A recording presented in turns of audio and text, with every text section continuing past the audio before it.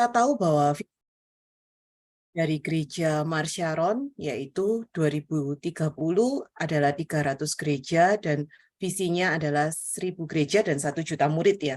Sedangkan visi dari Pastor Adrian dan Jelali juga untuk Europe adalah 1000 member ya. Dan 10 sampai 30 gereja untuk di Netherlands, France, dan lain-lain ya. Yang saya mau sharingkan malam hari ini, bagaimana kita bisa menjadi anak-anak Tuhan yang berjalan di dalam visi Tuhan. Yang pertama adalah mencintai gereja di mana kita ditempatkan. Ya, ini yang poin yang pertama ya. Love your church ya. Jadi saya percaya meskipun hari ini di Europe belum ada gereja Mar Sharon, tapi ini adalah awal dari di mana Tuhan akan membangun sebuah gereja ya, menaruh sebuah local church di Europe yang akan dibangun ya dengan visi Tuhan melalui dari kehidupan saudara-saudara yang ada di tempat ini ya, yang malam hari ini ya. Gereja adalah suatu rumah Tuhan di mana Tuhan itu sediakan bagi setiap anak-anak Tuhan untuk dapat bertumbuh di dalam gereja lokal. Dan apabila kita sudah berada di dalam gereja tersebut, maka kita akan mengalami pertumbuhan dan juga kita juga akan mengalami pertumbuhan dan bergerak bersama di dalam satu visi Tuhan. Kalau kita mau baca di Efesus ya, 4, ayat 1-4, bisa ditampilkan ya. Di sana dikatakan, Rasul Paulus menulis ya di ayat pertama, sebab itu aku menasihatkan kamu, aku orang yang dipenjarakan karena Tuhan, supaya hidupmu sebagai orang-orang yang telah dipanggil berpadanan dengan panggilan itu, hendaklah kamu selalu rendah hati, lemah lembut, dan sabar, tunjukkanlah kasihmu dalam hal saling membantu, dan berusahalah memelihara kesatuan roh oleh ikatan damai sejahtera, satu tubuh dan satu roh, sebagaimana kamu telah dipanggil kepada satu pengharapan yang terkandung dalam panggilanmu. Lalu di ayat berikutnya, saya lompat di ayat 15 dan 16, tetapi dengan teguh berpegang kepada kebenaran di dalam kasih, kita bertumbuh di dalam segala hal ke arah Dia Kristus yang adalah kepala. Daripadanya lah seluruh tubuh yang rapi tersusun dan diikat menjadi satu oleh pelayanan semua bagiannya sesuai dengan kadar pekerjaan tiap-tiap anggota, menerima pertumbuhannya dan membangun dirinya dalam kasih. Jadi ayat ini mengajarkan pada kita satu kebenaran ya, bahwa kita yang terpanggil, yang ada di tempat ini ya, kita itu dipanggil oleh satu panggilan khusus ya. Dan Tuhan menasihatkan, hendaklah kita selalu rendah hati, lemah lembut, sabar, saling menunjukkan kasih dalam hal membantu, memelihara kesatuan ya, dan ikatan damai sejahtera. Lalu diingatkan juga kita dipanggil dengan, di ayat 4 ya, kepada suatu pengharapan yang terkandung dalam panggilanmu. Ada satu pengharapan dalam panggilan itu, bukan hanya panggilan biasa ya, tapi ada satu visi yang Tuhan taruh di dalam panggilan kita dalam melayani Tuhan ya, ketika kita berada di dalam satu gereja.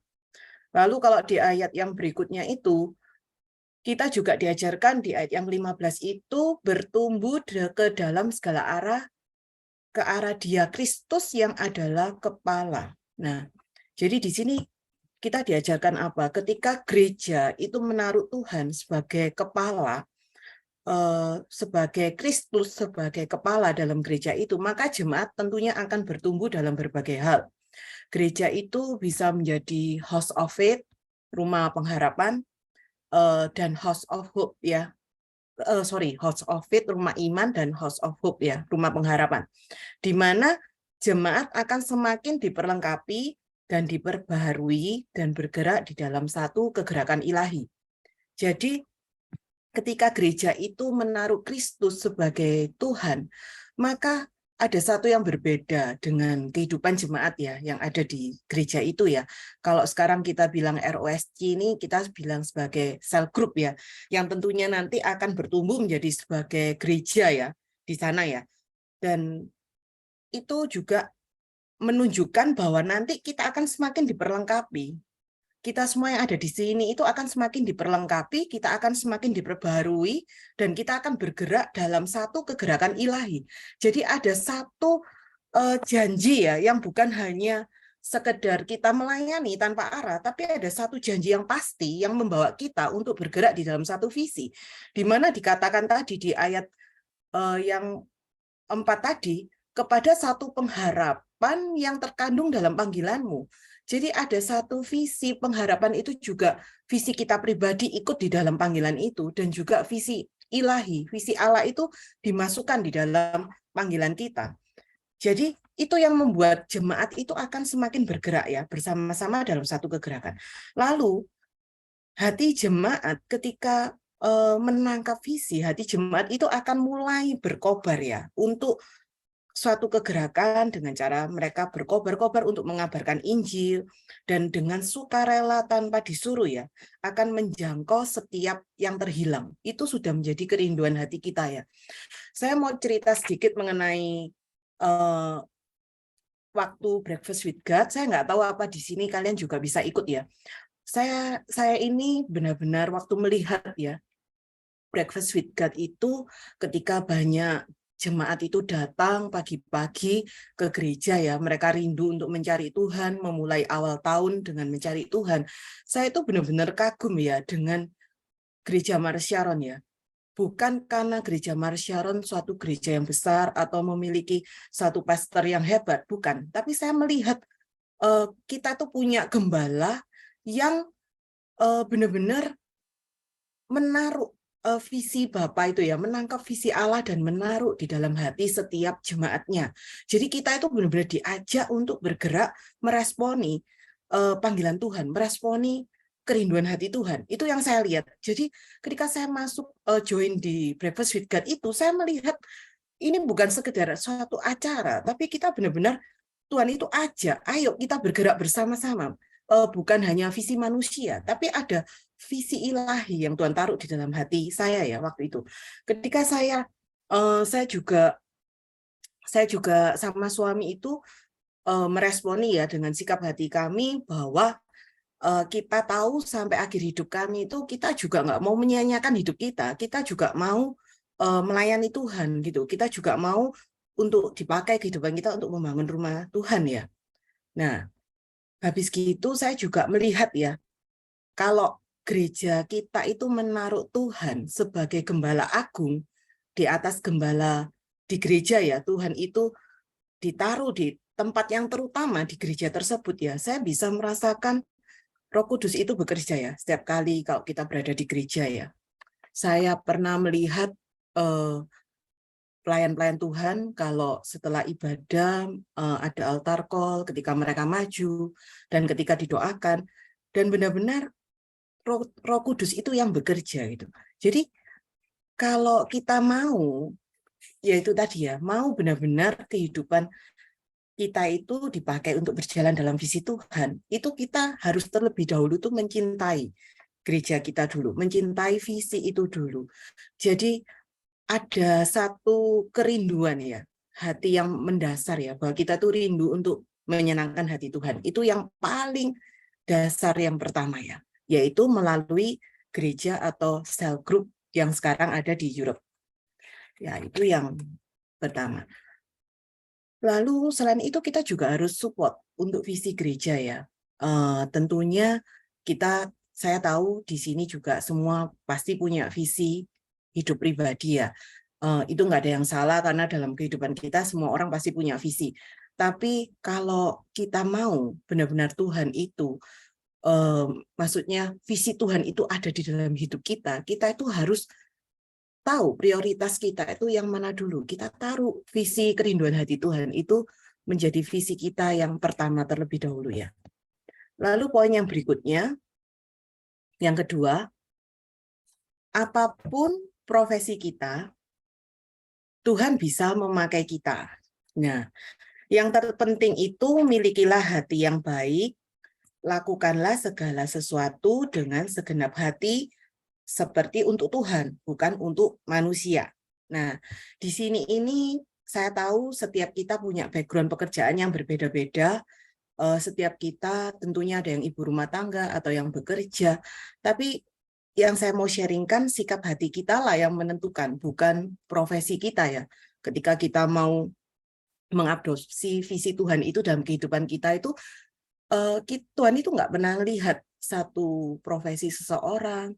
Kita tahu kayak Sakeus ya, pemungut cukai itu, Tuhan juga tidak pernah mempermasalahkan background-nya. Ataupun mungkin kita dari latar belakang yang kurang atau pandai, atau kurang mampu untuk berbicara, atau kurang mampu untuk apapun lah, yang menurut standar manusia itu kita ibaratnya itu, ya kita loh siapa, kita loh belum tentu bisa begini, kita masih banyak orang lain yang lebih mampu. Tapi kita harus ingat bahwa Tuhan itu memakai kita, apapun profesi kita. Nah, itu harus jadi satu landasan dulu ya. Kalau kita itu benar-benar mau menjadi anak-anak Tuhan yang berjalan dalam visi Tuhan, kita harus punya keyakinan, background saya apapun, selama Tuhan yang memilih saya, maka ya saya akan dimampukan. Bukan karena talenta atau kepandaian kita ya. Itu yang poin yang kedua ya. Lalu kita juga harus bersyukur atas apapun yang sudah Tuhan percayakan dalam pekerjaan, dalam pelayanan. Mungkin hari ini ada yang jadi greeter, ada yang menjadi ini ya Kak Wiwi bermain musik. Kita setia aja, kita setia dengan apa yang Tuhan percayakan ya, dan kita terus lakukan yang terbaik untuk Tuhan ya. Nah, nanti tanpa kita sadari ya, dengan berjalannya waktu, ketika kita lebih sungguh-sungguh dengan berjalan dalam Tuhan, kita tetap setia melakukan segala sesuatu, maka sejalan dengan itu semua, visi Tuhan dengan visi kehidupan kita itu akan berjalan beriringan.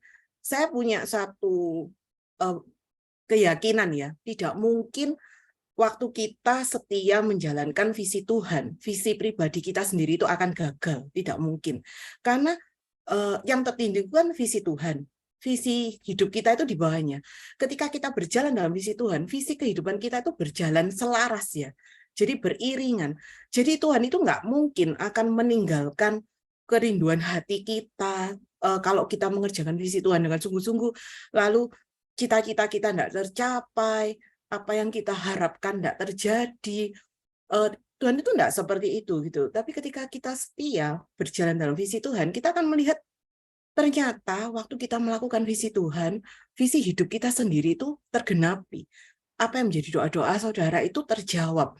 Apa yang nggak pernah dilihat oleh mata, nggak pernah didengar oleh telinga, nggak pernah timbul dalam hati, tiba-tiba Tuhan berikan secara otomatis. Bahkan di luar nalar, bahkan di luar yang saudara pernah mimpikan, sepertinya Tuhan itu membukakan banyak pintu. Sepertinya Tuhan itu bekerja dengan cara-cara yang ajaib yang tanpa saudara sadari. Jadi secara manusia mungkin nanti teman saudara bisa melihat, "Duh, kok bisa luar biasa kayak begini ya? Kamu kok bisa menerima ini? Kok kamu bisa kayaknya Tuhan ini benar-benar bekerjanya luar biasa ya." Tapi saudara tahu bahwa itu Tuhan yang bekerja, bukan saudara gitu loh. Itu yang saya mau bagikan ya. Jadi ketika kita setia aja, kita akan melihat bahwa Tuhan akan bekerja dengan caranya yang ajaib. Lah, ini lalu gini, waktu kita berjalan sungguh-sungguh dalam melakukan visi Tuhan dengan setia, kita itu harus melihat ya, bahwa Tuhan itu tidak pernah memberikan visi yang besar kepada orang yang tidak Tuhan percayai. Tetapi di dalam ketaatan kita, Tuhan itu akan terus percayakan visi yang besar atas kita, di mana kita akan terus dipakai Tuhan dan terus bertumbuh dan berbuah menjadi berkat. Jadi waktu dipercaya kecil, setia, Tuhan akan bawa untuk melakukan visi yang lebih besar lagi. Waktu saudara setia lagi, Tuhan akan bawa lagi untuk mengerjakan visi Tuhan yang lebih lagi. Benar-benar hanya taat aja. Jadi itu yang menjadi kunci juga ya. Bagaimana kita bisa visi Tuhan itu terjadi dalam kehidupan kita ya. Tergenapi di dalam kehidupan kita. Bagaimana kita juga bisa menjadi anak-anak Tuhan yang berjalan dalam visi. Yang ketiga adalah, poin yang ketiga, berdoa dan belajar mendengar suaranya. Ya, berdoa dan belajar mendengar suaranya. Ya, kita tahu bahwa kehendak Tuhan itu atas hidup kita seringkali Tuhan berbicara melalui berbagai macam hal ya, dengan cara-cara yang ajaib ya. Kadang kita nggak pernah tahu Tuhan juga bisa berbicara melalui mimpi, Tuhan juga bisa berbicara melalui pemimpin kita, Tuhan juga bisa berbicara melalui orang-orang di sekeliling kita ya. Nah, tetapi yang terpenting adalah kita itu harus menerima dan meresponi dengan sikap hati yang benar.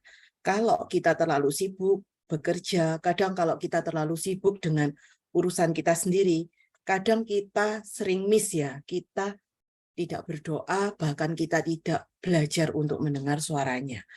Kenapa saya bilang berdoa itu sangat penting untuk kita tahu ya, kemana Tuhan itu membawa kita ya. Karena dengan berdoa itu Tuhan itu bisa menaruh ya di hati kita itu hal-hal yang nggak pernah kita pikirkan. Tuhan itu bisa menaruh perkara-perkara yang mungkin kita nggak pernah pikirkan gitu. Saya itu dan kedua itu bisa berbicara juga melalui mimpi. Saya tuh pernah ya waktu saya itu masih tahun berapa ya saya lupa. Tiba-tiba saya itu bisa dapat kayak begini ya. Saya itu melihat tante saya yang masih agamanya itu Buddha, tante saya itu ibadah di gereja ya. Waktu itu saya tahu nggak mungkin ya, tapi saya tuh belajar taat. Saya tuh berdoa, saya berharap benar-benar tante saya itu bisa untuk ibadah di gereja. Berapa tahun kemudian, tiba-tiba anak dari tante saya itu mengontak saya itu ingin join CG ya, ikut di CG kami. Dan ketika dia ikut di CG kami, waktu itu ada Natalan, dan kita itu membuat kertas, kita menulis nama orang-orang yang kita rindu untuk doakan.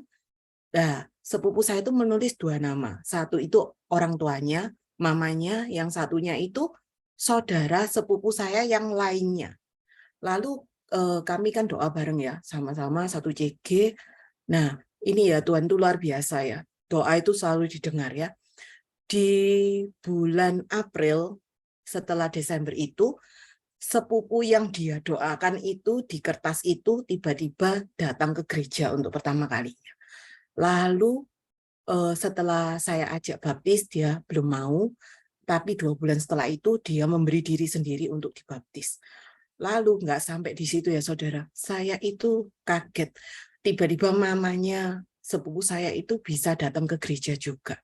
Jadi saya bilang sama Tuhan, Tuhan saya itu kan dulu doanya dapatnya itu mamanya yang ke gereja, kok anaknya yang ke CG, saya dulu tuh gitu.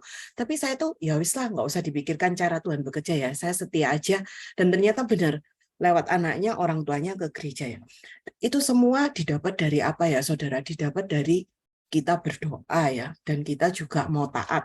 Seandainya misalnya hari ini saudara berdoa, lalu Tuhan tuh taruh di hati saudara nama-nama yang teman saudara atau keluarga, mungkin di Indonesia ya, saya nggak tahu, tiba-tiba saudara itu diberi kerinduan oleh Tuhan untuk berdoa. Saudara taat aja. Lalu saudara apa yang harus dilakukan? Waktu Tuhan menggerakkan hati saudara untuk menelpon, untuk menghubungi, saudara harus meresponi. Kenapa saya bilang kayak gitu? Karena waktu saudara meresponi dan waktu melangkah, saat itulah saudara nggak tahu apa yang sedang Tuhan kerjakan dalam diri orang itu. Apa yang akan Tuhan kerjakan lewat kehidupan saudara. Jadi selain berdoa dan mendengar suara Tuhan itu kita juga harus melangkah dengan iman ya. Jadi meresponi.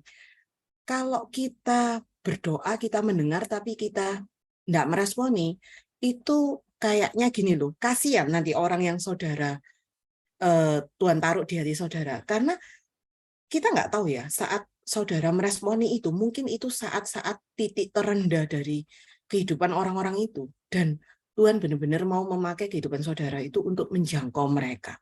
Jadi kalau kita benar-benar mau bergerak menjadi anak-anak visi ya, yang benar-benar meresponi, mau menaruh visi Tuhan itu dalam hidup kita, kita juga harus menjadi selain taat, kita juga mau gitu. Kita tuh mau aja lah, selama Tuhan itu yang menyuruh. Kalau asal Tuhan nggak menyuruh ya kita mungkin Tuhan menggerakkan hati kita ya nggak apa-apa kita lakukan. Tapi kalau Tuhan itu sudah kayak menaruh di dalam hati kita harus kita kerjakan, itu saudara jangan tunda-tunda. lakukan, saya percaya malam hari ini Tuhan itu juga bekerja ya lewat kehidupan saudara yang ada di sini itu, yang saya percaya saat-saat ini saudara itu juga pasti tahu. Sebenarnya sebelum-sebelumnya itu juga pasti sudah tahu siapa-siapa yang Tuhan itu mau untuk saudara jangkau ya. Lalu kita juga harus melatih kepekaan kita ya waktu kita berjalan bersama Tuhan ya. Selain itu, yaitu kita harus punya sikap hati kayak gini loh. Ini aku Tuhan, utuslah aku. Meskipun mungkin belum saat ini Tuhan mengutus saudara ya, tapi saudara katakan saya percaya Tuhan akan bekerja seturut kehendaknya atas hidup saya. Walaupun saat ini kita berjalan dalam segala pergumulan, tapi ketika kita punya respon hati yang ini aku Tuhan, utuslah aku, kemanapun Tuhan suruh gitu, saya mau taat. Saya percaya nggak pakai lama. Tuhan itu pasti akan melakukan dalam kehidupan saudara. Jangan sampai gini ya saudara. Tuhan ini aku utuslah dia. Banyak orang kan gitu ya. Kalau ke tempat-tempat yang bagus, Tuhan utuslah saya. Saya dulu kalau sekolah itu juga pendeta saya suka bilang ya. Kalau ke tempat-tempat yang kayak Papua, mesti bilangnya Tuhan utuslah dia, jangan utus saya. Tapi kalau pergi ke Amerika, pergi kemana, Tuhan utuslah saya aja Tuhan, jangan dia. Pendeta saya tuh suka bergurau ya waktu saya masih pelajar itu. Tapi itu tertancap gitu ya di pikiran saya gitu ya. Iya benar ya. Kenapa kalau manusia tuh kalau disuruh ke yang tempat yang bagus-bagus pasti langsung responnya cepat. Tapi kalau ke tempat-tempat terpencil pasti mulai mikir ya, pasti mulai itu. Tapi kita belajar juga taat ya, meskipun Tuhan suruh mungkin yang saudara-saudara di sini itu mungkin ke daerah-daerah yang Tuhan taruh di hati. Nah, itu mungkin saudara juga bisa meresponi ya. Lalu visi Tuhan itu pasti tergenapi di dalam setiap kehidupan kita ketika kita merespon dengan sikap hati yang benar. Dan kita juga ketika kita juga banyak meluangkan waktu untuk berdoa dan bersekutu dengan Tuhan, maka Tuhan itu akan semakin menambah-nambahkan kerinduan hati Tuhan itu di dalam hati kita ya, sehingga kita tahu apa yang harus kita lakukan. Nah, dan juga ketika kita berdoa, maka visi Tuhan itulah yang akan membawa kita terus berjalan ke arah yang jelas. Dan visi itu juga yang akan terus menuntun kehidupan kita, sehingga kita dapat melihat sebenarnya visi itu sepertinya visi Tuhan dalam kehidupan kita. Tapi nanti di tengah jalan, saudara itu akan melihat ketika berjalan dalam visi Tuhan, kehidupan saudara itu akan semakin bertambah baik, bertambah baik. Pergumulan saudara ada, tapi Tuhan berikan kekuatan. Pergumulan saudara ada, tapi Tuhan berikan jalan keluar. Kayak benar-benar ada favor ya, ada kasih karunia dari Tuhan yang menyertai ya ketika visi itu berjalan dalam kehidupan kita ya. Jadi ada orang kan yang mikirnya gini, ngapain saya ngerjakan visi Tuhan hari ini? Kehidupan saya hari ini loh juga nggak bagus.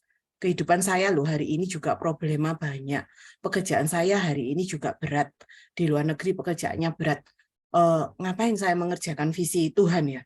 Tapi ketika saudara meresponi hati, saya mau Tuhan mengerjakan visi Tuhan malam hari ini ya, meskipun mungkin problema ada, pekerjaan berat, tapi nanti suatu hari saudara bisa melihat ya bahwa ketika saudara setia itu, visi Tuhan itulah yang membawa kehidupan saudara itu jadi lebih baik dan lebih baik lagi ya. Nah, sekarang saya mau sharingkan apa yang menjadi penghalang untuk seseorang tidak bisa dipakainya lebih lagi untuk berjalan dalam visi Tuhan. Apa yang menjadi penghalangnya? Ya, yang pertama adalah agenda pribadi ya, fokus pada masalah diri sendiri ya. Nah, ini yang sering terjadi ya, kalau yang saya tahu, ini juga terjadi di dalam CG-CG di Indonesia juga, ketika seseorang itu fokus pada agenda pribadi, pada masalah sendiri, itu seringkali mereka mundur ya. Kadang mereka merasa dengan menyelesaikan masalah mereka dulu, baru mereka melayani, itu menjadi satu solusi yang terbaik. Karena seringkali waktu seseorang dipanggil untuk melayani, kadang mereka bilang gini, saya jangan melayani dulu, saya loh masih punya banyak masalah. Nanti kalau saya melayani tambah jadi batu sandungan. Mendingan masalah saya selesai, baru saya akan melayani. Padahal mereka lupa. Ketika mereka nggak melayani, semakin fokus pada masalahnya terus, tambah semakin nggak akan pernah melayani seumur hidupnya. Maka masalahnya tambah semakin berat dan bukan semakin ringan. Jadi kayak ada apa ya? Kayak berputar-putar gitu ya. Jadi nggak mau melangkah melayani, masalahnya juga nggak selesai-selesai, tapi melayaninya juga pasti nggak maju-maju. Mereka stuck ya di tempat ya. Karena itu dikatakan di Matius 6 ayat 33 ya, carilah dahulu kerajaan Allah dan kebenarannya, maka semuanya akan ditambahkan. Jadi benar-benar ini ayat yang dahsyat ya. Bagi saya ini ayat yang dahsyat. Karena di sana itu benar-benar terkandung satu janji bahwa ketika kita mencari kerajaan Allah terlebih dahulu di atas segalanya ya, benar-benar itu semua akan ditambah-tambahkan, itu betul ya. Ditambah-tambahkan damai sejahteranya, ditambah-tambahkan sukacitanya, ditambah-tambahkan pengharapannya, ditambah-tambahkan hikmatnya. Banyak sekali ya hal-hal yang akan Tuhan tambahkan dalam kehidupan kita ketika kita mencari dahulu kerajaan Allah dan kebenarannya. Berarti apa? Kita harus melayani Tuhan. Kita harus mencari kehendak Tuhan. Yang terutama di dalam hidup kita itu yaitu tadi, mencari kehendak Tuhan dan melayani Tuhan. Maka hal-hal apapun yang di belakang kita itu, maka semua itu Tuhan akan tambah-tambahkan ya. Lalu yang kedua itu di Yeremia 17 ayat 5 ya.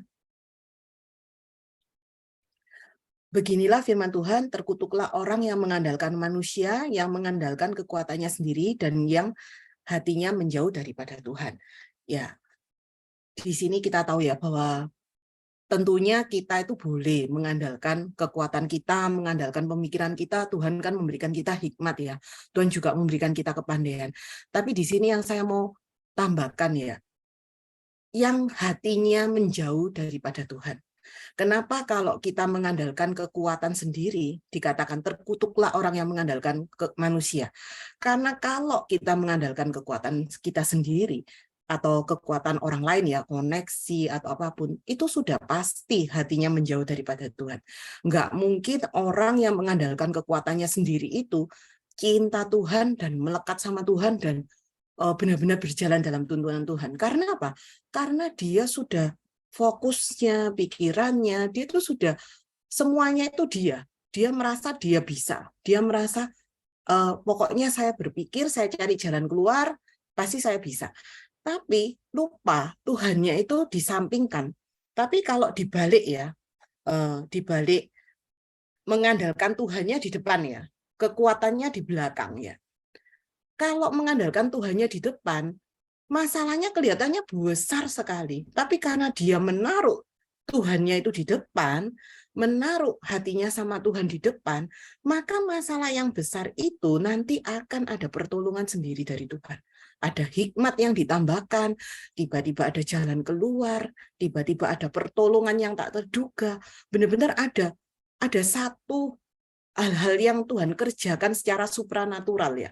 Jadi karena apa ya? Kita harus juga punya satu pemikiran seperti ini. Kalau Tuhan itu adalah Bapa kita, seorang Bapa tidak mungkin tidak akan menolong anaknya. Seorang Bapa tidak mungkin akan membiarkan anaknya. Jadi waktu kita sepenuhnya mengandalkan Tuhan, berdoa dan benar-benar mengerjakan visi Tuhan ya, kita benar-benar melayani Tuhan ya, maka kita lihat Tuhan itu juga yang menghandle ya segala permasalahan kita. Saya pernah diceritai oleh Coach Vera hari ini nggak hadir ya sepertinya ya. Saya dulu itu pernah diceritai oleh satu cerita sama Coach Vera yang benar-benar tertanam ya di dalam pemikiran saya. Dia itu pernah mengajarkan seperti ini ya, ilustrasi seorang tentara yang lagi pergi berperang ya. Kalau di Singapura itu umur tertentu mereka harus pergi untuk army ya. Mereka berperang untuk tugas negara, harus standby ibaratnya. Dan waktu seorang tentara itu pergi berperang, tentunya keluarganya, anaknya, semua itu kehidupannya akan ditanggung oleh negara itu. Jadi sama seperti ketika kita menjadi Army of God ya, tentara Tuhan ya. Maka apapun yang menjadi pergumulan kita, kebutuhan kita, Tuhan itu yang handle. Bagian kita hanya layani, cintai Tuhan, lakukan segala sesuatu yang menjadi kerinduan hati Tuhan dengan setia. Tentunya kita jangan melenceng ya. Tuhan itu yang menilik setiap hati kita ya. Asal hati kita itu benar-benar murni adanya sama Tuhan ya, maka kita itu akan melihat ya benar-benar Tuhan itu yang berperang untuk kita. Tuhan itu benar-benar bela setiap perkara saudara ya. Jadi intinya yaitu ya tadi ya, kita jangan fokus pada agenda pribadi kita sama pergumulan kita, karena nanti hasilnya tuh sia-sia. Nanti kita nggak akan bisa sepenuhnya melayani Tuhan. Karena apa? Waktu saudara baik, saudara bisa melayani Tuhan. Tapi waktu datang masalah, saudara cuti dulu. Saudara, saya cuti dulu ya, yang lain aja. Tapi waktu saudara punya paradigma yang benar, baik tidak baik keadaanku, aku harus tetap melayani Tuhan dengan setia. Maka waktu masa yang buruk pun itu jadi masa yang terbaik untuk saudara melayani. Keadaan saudara yang terpuruk itu hari ini itu menjadi momen yang paling penting untuk saudara melayani. Karena ya Tuhan itu tidak pernah mencari orang yang ini ya, yang bisa segalanya ya. Tapi Tuhan itu mencari anak-anak Tuhan itu yang benar-benar rindu untuk dipakai, benar-benar kayak ibaratnya Tuhan pakaiin aku, kalau semua nggak ada yang mau nggak apa-apa, pakai saya. Jadi saya percaya malam hari ini Tuhan itu mau mencari orang-orang yang seperti itu ya untuk membangun ROSC di Europe ya.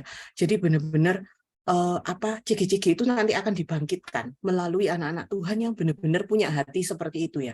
Jadi bukan karena keadaannya baik, justru cigi Europe itu nanti akan dibangun dari orang-orang yang kondisinya tidak baik pun, justru mereka yang akan menjadi tiang-tiang dalam membangun kegerakan di Eropa. Lalu poin yang kedua, apa yang menjadi penghalang seseorang untuk apa yang menjadi penghalang visi Tuhan tidak dapat terjadi dalam kehidupan orang tersebut ya. Yang kedua itu menjadi orang yang mudah kecewa. Ya, kita tahu ya, jangan kecewa. Seandainya waktu mengerjakan visi Tuhan dalam hidup kita, visi hidup kita sendiri belum tergenapi ya. Tetap setia dan jangan pernah kecewa.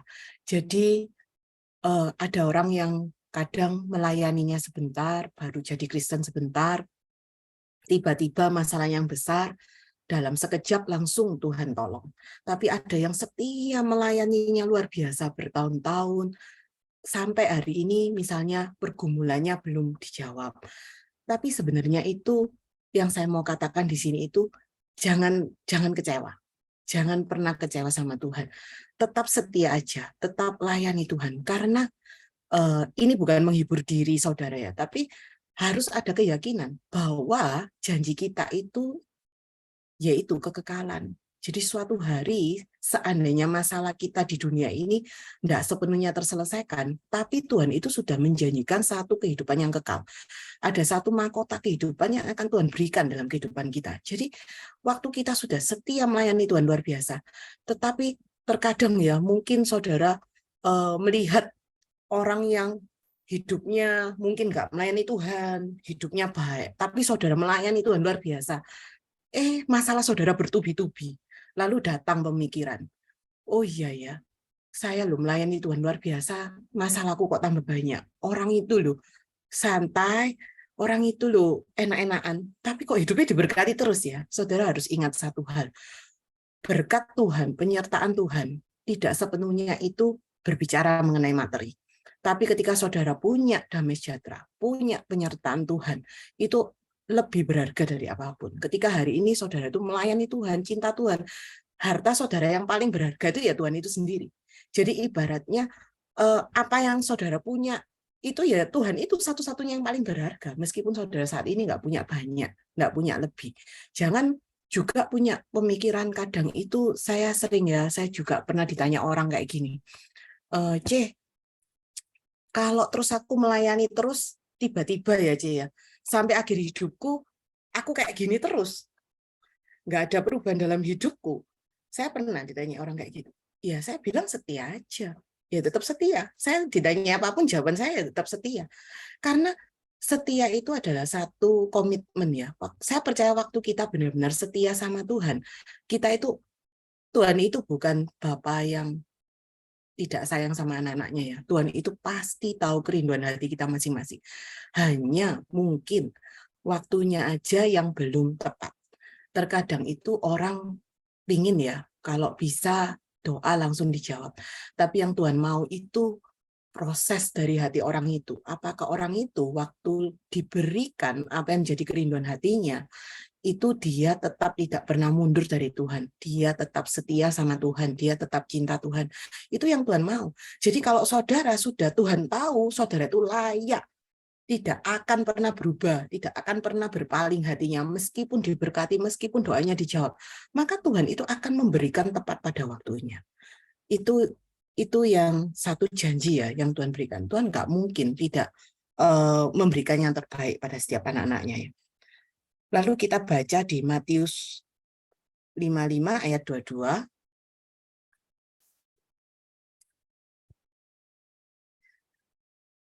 Serahkanlah, ini serahkanlah khawatirmu. Saya salah ya. Saya salah ayat kayaknya. Ini serahkanlah segala khawatirmu kepada Tuhan, maka Ia akan memelihara kamu. Ya, tidak untuk selama-lamanya dibiarkannya orang benar itu goyah. Jadi itu adalah satu janji yang bahwa Tuhan itu memberikan kita satu janji ya, bahwa selama kita itu setia, Tuhan itu tidak akan pernah meninggalkan kehidupan kita. Apapun yang saudara alami hari ini, selama kita tetap setia, Tuhan itu akan memelihara kehidupan kita ya. Dan saya mau juga tambahkan terakhir di ayat penutup di Imamat 26 ayat 13.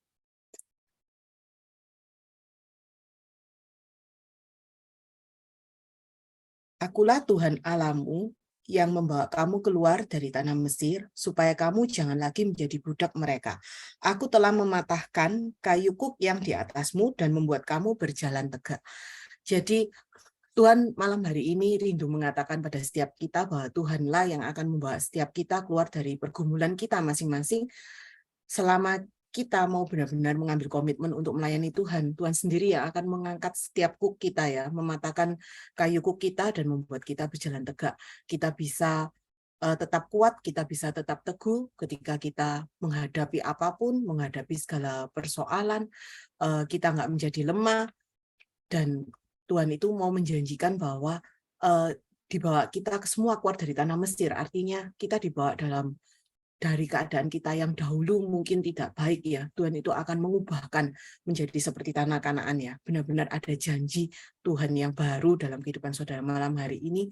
Dan saya juga sebentar lagi rindu mendoakan untuk setiap kita yang ada di Zoom malam hari ini. Kita mau berdoa malam hari ini, kita benar-benar mau ngambil komitmen yang baru untuk kita mau meresponi panggilan Tuhan, benar-benar untuk berjalan di dalam visi Tuhan di dalam kehidupan kita masing-masing ya. Saya bisa berdoa ya Gus ya, boleh ya?